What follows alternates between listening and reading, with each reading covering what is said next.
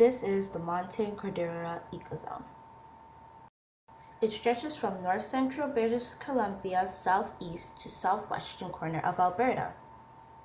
This ecozone covers 473,000 square kilometers of Canada. It encompasses the Alberta foothills, as well as the interior mountain ranges and the valleys of BC, which include the Okanagan Valley and the East Kootenay Valleys. This ecozone also contains the most oldest park in Canada, also known to people as Banff National Park. As well as that, there is an extensive network of provincial parks. No wonder why this place is such a beautiful place to visit.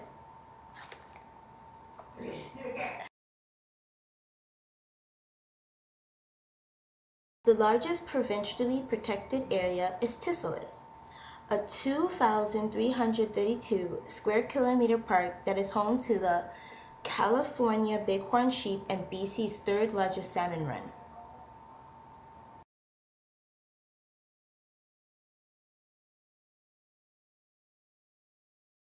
It would be very horrible if areas like this wasn't protected, and it would terribly hurt the ecozone in many ways.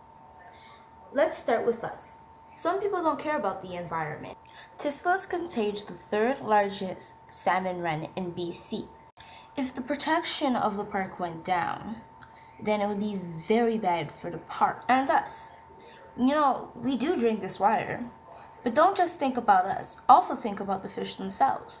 If we polluted the waters, we would hurt their babies, and then they wouldn't be able to produce more, so then we wouldn't be able to eat them.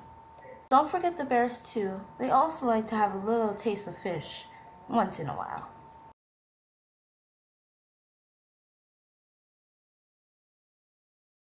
Well, we can first fix it by no pollution in the waters or anywhere in the area of the park.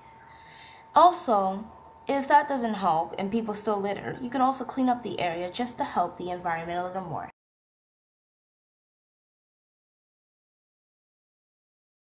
The montane cordillera is the most diverse of Canada's 15 terrestrial ecozones.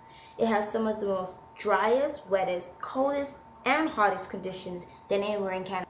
The montane can be very wet because most Pacific air carried by the westerly winds drop large amounts of rain and snow as it ascends the windward side of the coast mountains. The annual precipitation in the higher elevations range between about 1,200 and 2,200 millimeters. That's a lot of water. Now, you're wondering, why is this region so dry if there's so much water being carried around the place? The air drops over the eastern slopes into the montane cordillera, where it compresses and warms, causing clouds to thin out. The pronounced rain shadow cast by the massive coast mountains makes the valley bottoms of the south-central interior the driest climates of BC. The driest rain shadow areas are around Merritt and Shashay Creek, and the southern Okanagan receive well below 500 millimeters of precipitation. Now, with the temperatures, they all vary with the altitude. In the Appalachian, no month has an average daily temperature above 10 degrees. Whoa. The Ponderosa pine forests are the driest, and in the summer, the warmest forests in BC, which means July temperatures average 17 degrees to 22 degrees Celsius. The hot, dry summers result in large moisture deficiencies during the growing season.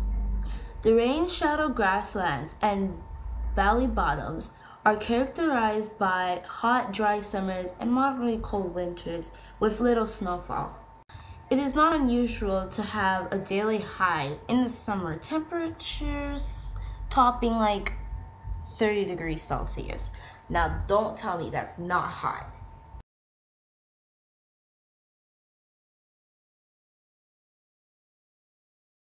I wouldn't want to live there just because of the temperatures being so odd in different areas. One day would be hot, the next day would be cold, and then What if you're not prepared for the day? You can get sick, and I don't want to get sick. Thank you for listening to my project on the montane cordillera. Have a nice day.